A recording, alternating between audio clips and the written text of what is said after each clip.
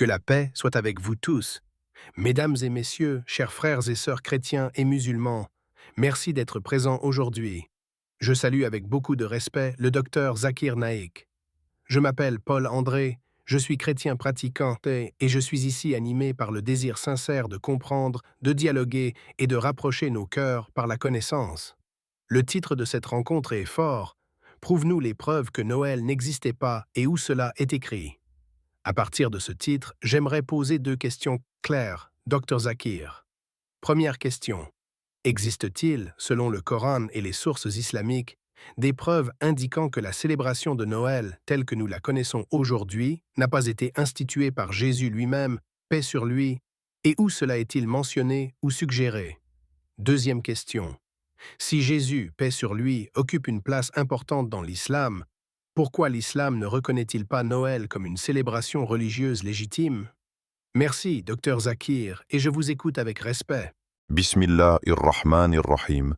Au nom d'Allah, le tout miséricordieux, le très miséricordieux. Je remercie mon frère Paul André pour son salut chaleureux, son respect et sa sincérité. Que la paix et la miséricorde d'Allah soient sur vous tous. Mon frère a posé 2 questions profondes et importantes, et je vais y répondre sans interruption, comme il l'a demandé, en m'appuyant sur le Coran et les hadiths authentiques, avec un esprit de respect envers nos frères chrétiens. Commençons par la première question. Existe-t-il des preuves indiquant que Noël, tel qu'il est célébré aujourd'hui, n'a pas été institué par Jésus, paix sur lui, et où cela est-il écrit? Dans l'islam, nous croyons profondément en Jésus, que nous appelons Issa, paix sur lui. Le Coran affirme clairement son statut de grand prophète et messager. Allah dit dans la sourate Al-Imran, verset 45, que Jésus est une parole d'Allah et un esprit venant de lui. Donc, l'islam ne nie pas Jésus, au contraire, il l'honore. Cependant, lorsqu'on parle de Noël, il est essentiel de distinguer entre Jésus lui-même et la célébration appelée Noël. Le Coran mentionne la naissance miraculeuse de Jésus dans la sourate Mariam, versets 16 à 34. Allah décrit comment Mariam, paix sur elle, a donné naissance à Jésus seul, par la volonté divine. Mais observez attentivement. Le Coran ne mentionne aucune date précise pour cette naissance, ni aucune instruction demandant aux croyants de célébrer cet événement chaque année. Dans la sourate Al-Maïda, verset 116, Allah rapportera au jour du jugement qu'il demandera à Jésus « Est-ce toi qui as dit aux gens « Prenez-moi et ma mère comme 2 divinités en dehors d'Allah » Jésus répondra « Gloire à toi. Je n'ai dit que ce que tu m'as ordonné. Adorez Allah, mon Seigneur et votre Seigneur. » Ce verset montre clairement que Jésus n'a jamais institué de nouvelles formes de culte ou de célébration religieuse centrées sur sa personne. Si nous examinons même les évangiles avec tout le respect que nous leur devons, aucun verset explicite où Jésus, paix sur lui, ordonne à ses disciples de célébrer sa naissance chaque année n'existe. L'islam affirme donc que Noël, en tant que fête religieuse institutionnalisée, ne vient ni de Jésus ni d'une révélation divine directe, mais d'un développement historique ultérieur. Dans un hadith authentique rapporté par Sahih al-Bukhari, le prophète Mohammed, paix et bénédiction sur lui, a dit « Celui qui imite un peuple en fait partie ». Ce hadith est souvent cité pour expliquer pourquoi les musulmans évitent d'adopter des célébrations religieuses qui n'ont pas de fondement dans leur propre révélation. Passons maintenant à la deuxième question.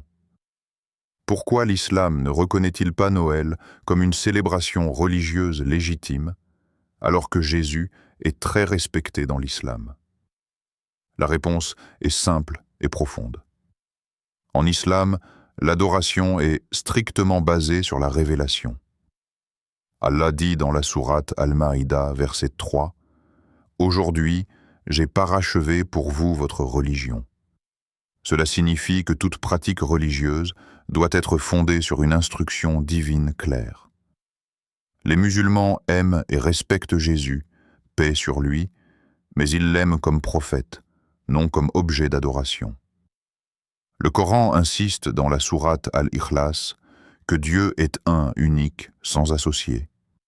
Or, Noël est souvent associé, dans sa théologie populaire, à des concepts que l'islam ne peut accepter, comme la filiation divine ou la Trinité, même si tous les chrétiens ne la comprennent pas de la même manière. Il est important de souligner que l'islam ne cherche pas à attaquer Noël ou les chrétiens. L'islam invite plutôt au retour à l'adoration pure d'un seul Dieu, le Dieu de Jésus, le Dieu de Moïse, le Dieu d'Abraham. Allah dit dans la sourate Al-Imran, verset 64, « Ô gens du livre, venez à une parole commune entre nous et vous, que nous n'adorions qu'Allah sans rien lui associer. » Ainsi, lorsque nous disons que Noël n'existait pas à l'époque de Jésus, nous parlons d'un fait religieux et historique, pas d'un jugement sur les intentions ou la foi des chrétiens. L'objectif est la clarté, pas la confrontation. Avant de conclure cette première partie, je tiens à m'adresser à tous ceux qui nous écoutent. Si vous appréciez ce dialogue sincère entre l'islam et le christianisme, je vous invite à vous abonner à la chaîne Lumière de la Vérité, à liker cette vidéo, à la partager autour de vous et à laisser en commentaire les mots « Allah Akbar ». Que la paix et la guidance d'Allah soient sur vous tous. Maintenant, poursuivons plus profondément la réflexion car lorsqu'on parle de Noël, beaucoup de personnes pensent que la question se limite à une date ou à une tradition culturelle.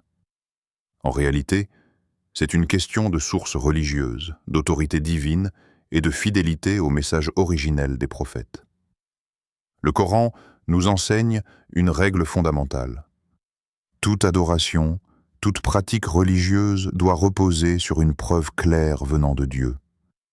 Allah dit dans la sourate Al-Baqarah, verset 170, « Quand on leur dit « Suivez ce qu'Allah a fait descendre », ils disent « Non, mais nous suivons ce sur quoi nous avons trouvé nos ancêtres. » Ce verset ne s'adresse pas uniquement aux polythéistes d'Arabie, mais à toute l'humanité. Il nous avertit contre le danger de transformer des traditions héritées en actes de culte sans preuve divine. Si nous revenons à Jésus, paix sur lui, le Coran est très explicite sur sa mission.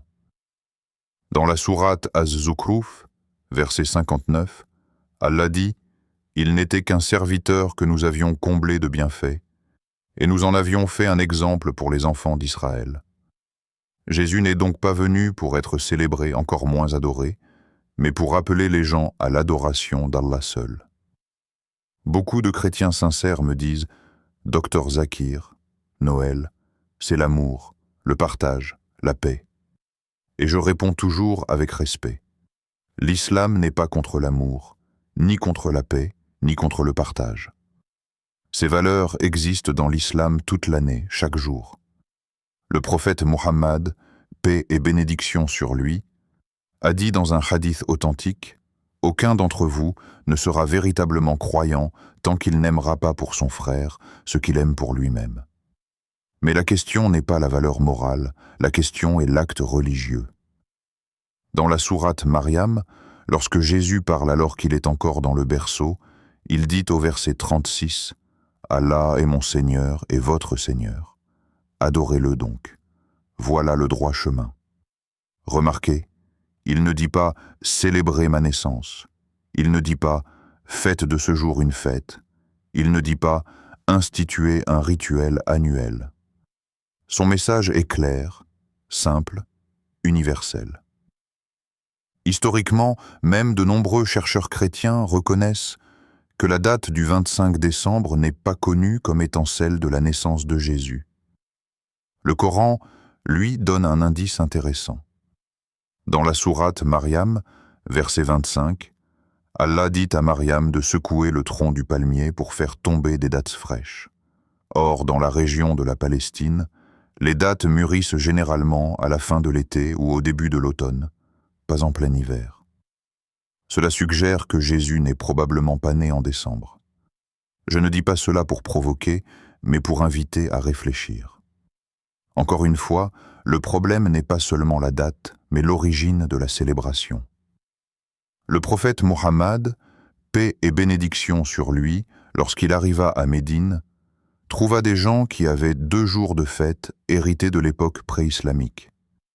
Il dit, dans un hadith rapporté par Abu Daoud, « Allah vous a remplacé ces 2 jours par 2 meilleurs, l'Aïd al-Fitr et l'Aïd al-Adha. » Ce hadith établit un principe clair. Les fêtes religieuses sont définies par Dieu, non par la culture ou l'histoire. L'islam respecte profondément les prophètes précédents, mais il ne mélange pas le respect avec l'innovation religieuse. Allah dit dans la sourate Al-An'am, verset 153, « Voilà mon chemin dans toute sa rectitude. Suivez-le donc et ne suivez pas les sentiers qui vous écarteraient de son chemin. » Lorsque des pratiques sont ajoutées à la religion sans autorisation divine, même avec de bonnes intentions, elles deviennent une déviation du chemin droit. Je veux aussi clarifier un point très important pour nos frères chrétiens qui nous écoutent. Dire que Noël n'a pas été institué par Jésus ne signifie pas insulter Jésus. Au contraire, c'est le défendre contre ce qu'il n'a jamais enseigné. En islam, aimer un prophète signifie suivre son message authentique, pas ajouter à son enseignement. Dans la sourate As-Saf, verset 6, Jésus annonce la venue du prophète Muhammad, paix sur lui. Cela montre que les prophètes se complètent, ils ne se contredisent pas.